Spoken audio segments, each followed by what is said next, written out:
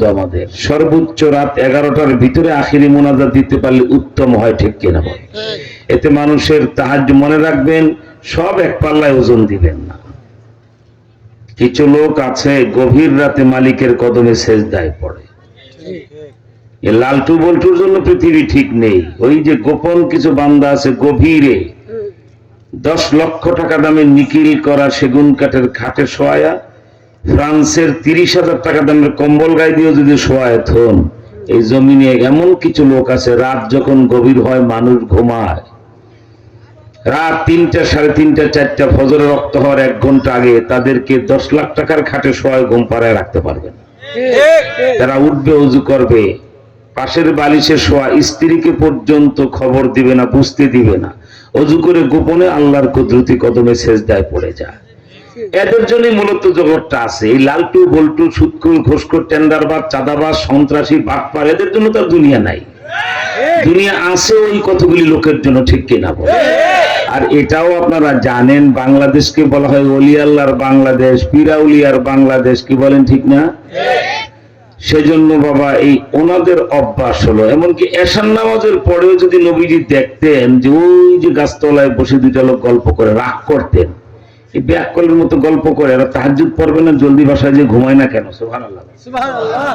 এশার নামাজের পরে মসজিদে নববী থেকে বের হয়ে কেউ গাছতলায় দাঁড়িয়ে গল্প করবে, এটাও নবীজি পছন্দ করতেন না। তা আমাদের দেশে ভদ্রশ্রম, ভদ্রাবাজ হিন্দু ওই দুর্গা পূজা, কালী পূজা থেকে আসে, সারা রাত তারা প্রণাম করে, আশিস মা, ফল্লা মা, তোর ওই বদভ্যাস মাহফিলের মধ্যে এসে গেছে। হিন্দুরা রাত জায়গা, আমরা পারবো না কেন? রাত এরকম যৌথভাবে জেগে মানুষের ক্ষতি করার কোন অনুমতি ইসলামে নাই, কোন শরীয়তে এবং কোন ফতুয়াতে জায়েজ নাই। আমি 2 ঘন্টার কথা সর্বোচ্চ 35-40 মিনিটে বলে আপনাদেরকে মোনাজাত দেব। কারণ এই মাদ্রাসার যিনি প্রতিষ্ঠাতা মুহতামিম, এই যে আমাদের কামরুল ইসলাম সাহেব, অনেক মহাব্বত, কত ব্যস্ত জানেন। গেল যে কয়েকদিন আগে আমরা সোহরাওয়ার্দী উদ্যানে আন্তর্জাতিক মহাসম্মেলন করলাম। বাংলাদেশ জন্মের পরে এত বিদেশি আলেমরা কোনোদিন বাংলাদেশে আসে নাই, ঠিক কিনা বল? 20 লক্ষ নবী প্রেমিক উপস্থিত হয়েছেন। সেই প্রোগ্রামকে বাস্তবায়ন করতে যে আমাদেরকে 2 মাস মাথার গাম, 3টা-4টা ওলামা সম্মেলন, কর্মী সম্মেলন, বক্তব্য দেওয়া, রাতে 2-3টা মাহফিলে বয়ান করা। এরপরে দেখেন সার্বক্ষণিক আমার নিজের গাড়ির সাথে থাকার পরেও সপ্তাহে 4-5 প্লেনে উঠতে হয়। এই যে গত 3 দিনে 4 বার আমি বিমানে উঠেছি। আজকেও রংপুরের সৈয়দপুর এয়ারপোর্ট থেকে 10টার ফ্লাইটে, মর্নিং ফ্লাইটে ঢাকায় এসে অল্প কিছু কাজ সেরে আবার ওনার সাথে ওয়াদা, যদি মুন্সিগঞ্জ চলে যাই বিক্রমপুর, বলছি আমি যদি গাড়ি ওদিকে ঘোরাই তাহলে কিন্তু আজকে গাজীপুর আসা হবে না। হুজুর যা খাবেন তাই দুপুরে খাওয়া, আপনি চলে আসতে হবে। আলহামদুলিল্লাহ বলে এসে বসে আছে। আসলে এত সময় বসে সময় নষ্ট করা আমাদের হাতে নেই 2টা কারণে।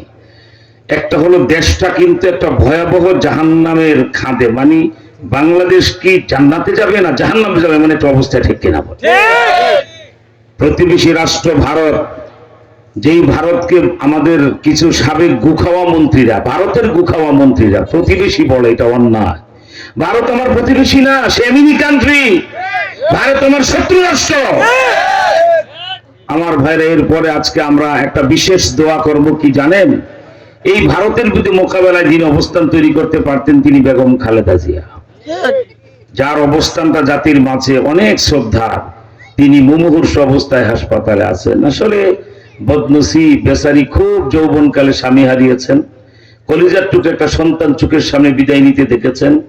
বড় সন্তান আছে কিন্তু চাইলেই মায়ের কাছে এসে দাঁড়াতে পারে না। কিন্তু অবস্থা বেঈমানদার ফেসিস্টটা সৃষ্টি করে রেখেছে, ঠিক কিনা? পৃথিবীর সব চিকিৎসার পরে কিচ্ছু একজন রোগীর ভালো লাগে না বৃদ্ধ বয়সে নিজের সন্তান মাথায় হাত দিলে মায়ের রোগ অর্ধেকটা ভালো হয়ে যায়, ঠিক কিনা? আবার যদি সন্তান অসুস্থ হয়, ডাক্তার কবিরাজ লাগে না, মার হাত সন্তানের কপালে পড়া মাত্রই সন্তান সুস্থ হয়ে যায়। সে থেকেও তিনি বঞ্চিত। মনে রাখবেন, আমরা বিএনপির লোক না, বিএনপি করি না, বরং বিএনপি যে অপরাধ করে তার শক্ত সমালোচনা আমি আর মামুন হক সাহেব করি, ঠিক কিনা করে? কেন? দলটাকে আমাদের কাছের ভাবি, একটু ভুল করতে দেখলে সহ্য হয় না, যে তোমরা এগুলি করবা কেন, তোমরা না জিয়ার দল, বিসমিল্লাহর দল, কি বলেন, ঠিক না? কিন্তু খালেদা জিয়াকে মনে রাখবেন, তিনি কিন্তু, খালেদা জিয়া বাংলাদেশের ন্যাশনাল অ্যাসেট না, জাতীয় সম্পদ না, উনি ইন্টারন্যাশনাল অ্যাসেট, আন্তর্জাতিক সম্পদ। একটা মানুষ এত ভদ্র হতে পারে, তার প্রতিদ্বন্দ্বী যিনি ছিলেন সে তো বস্তির মহিলাদের মতো কথা বলতেন। আমি জানি না, এই জন্য তো আমি জেল খাটলাম। কেন কেন ডিজিটাল মামলা আমাকে দিলেন তিনি? ডিজিটাল মামলায় সাজা পর্যন্ত দিয়েছে। কেন? ওই যে ধোলাইপাড়ে মূর্তি বসাতে চেয়েছিল শেখ মুজিবের, ঠিক কিনা বল? আমি আশ্চর্য হই, দেশটা এত নষ্ট হয়ে গিয়েছিল। 3 লক্ষ লোক, চরমনার বিশ্বাব, আল্লামা মামুল হক সবাই আছেন। আমি সেখানে 3.5 মিনিটের বক্তৃতায় বললাম, এতটুকু বলছিলাম 2021 সালে, যে মাননীয় প্রধানমন্ত্রী, আপনি বঙ্গবন্ধুর সুসন্তান না কুসন্তান?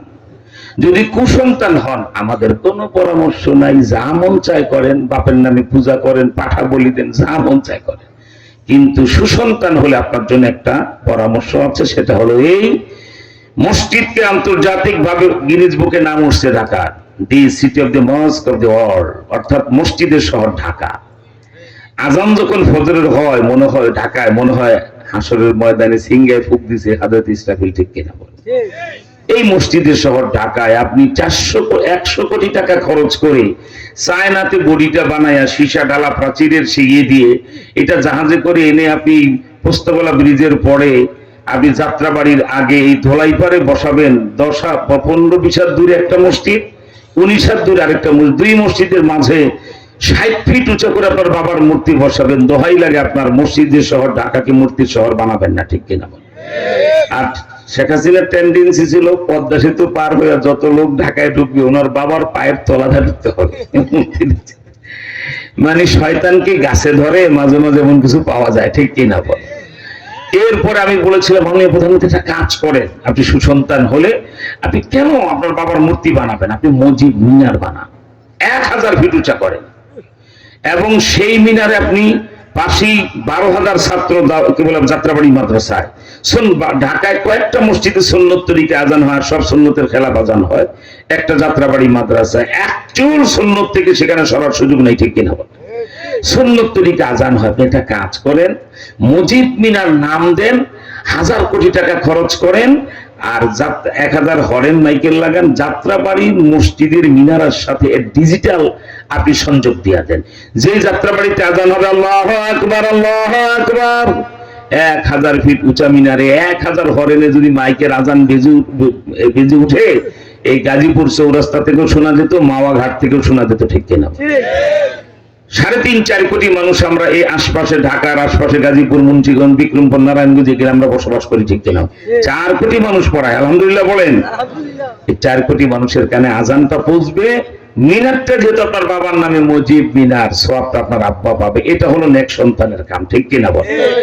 এও বলেছিলাম, দল বদলাইলে, ক্ষমতা থেকে গেলে কোনো সেন্দুর নিশানা থাকে না, সব ভেঙ্গে চুরে সমান করে দেয় মানুষ। তা আপনার বাবার মূর্তি বানাইলে তো কেউ রাখবে না, কিন্তু মিনার যদি বানান, আর আল্লাহ পাকে 99টা নাম, এক একটা নাম 1 কেজি স্বর্ণ দিয়ে লেখেন, 99 কেজি স্বর্ণ দিয়ে রহমান, রহিম, গফফার, সত্তার, আল্লাহর এই নামগুলি ওই মিনারে বসায় দেন। যদি আপনার বাড়িও ভেঙে ফেলে, এই মিনারে কেউ হাত দিবে না, আল্লাহর নাম লেখা, ঠিক কিনা বলেন? যেই প্রশ্ন আবার এও বলেছি যে ভারতের সাথে আপনার আমাদের সম্পর্ক খারাপ, ভারত আমাকে মামুল হককে পারে না যে গিলি খেয়ে ফেলে। আমরা গুজরাতুল হিন্দের কথা কেন বলি? আরে হাদিস শরীফ আছে, বলবো। নাসাই শরীফ 2য় খণ্ড 52 পৃষ্ঠায় নবীজি বলেছেন, ইন্ডিয়ার সাথে উম্মতের যুদ্ধ হবে, সেই যুদ্ধে ইন্ডিয়া এমন হারা হারবে, পৃথিবীর মানচিত্র থেকে ইন্ডিয়া মুছে যাবে, আবার ভারত মুসলমানরা শাসন করবে। আল্লাহু আকবার। আমার ভাইয়েরা, এরপরে আমি তাকে বললাম যে আপনি এখানে মসজিদ মিনার বানান, আলহামদুলিল্লাহ বলেন। কিন্তু উনি আচ্ছা বলেন, আমি যদি আপনারা যারা এখানে আছেন, আপনার কারো বাবা মারা গেলে যদি এই বুদ্ধি দিতাম যে বাবা মিনার বানাও বাবার নামে, আপনি আমার দাওয়াত দা খাওয়াইতেন, ঠিক কিনা বলেন? রে হুজুরি কি ভালো প্রস্তাব দিল। হুজুর আপনি অরিজিনাল ঘির পোলাও খাবেন, ইলিশ ভাজা আনবো, হুজুর শিং মাছ কিনবো, এইভাবে জিজ্ঞেস করে খাওয়া তৈরি করতেন, ঠিক কিনা? অথচ সে বাবার কত বড় বেঈমান, শেখ মুজিবের কত বড় কুসন্তান, যেখানে আমাদেরকে দাওয়াত করে খাওয়ানোর কথা, সেখানে আমাদেরকে গ্রেফতার করলেন কেন?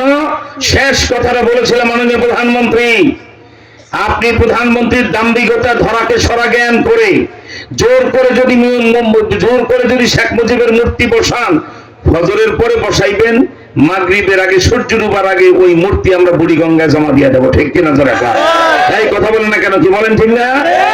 তা আমি তো বুড়িগঙ্গায় জমা দিতে চেয়েছি, যেখানে জোয়ার বাটা হয়, পানি ভালো, উজু করা যায়, গোসল করা যায়।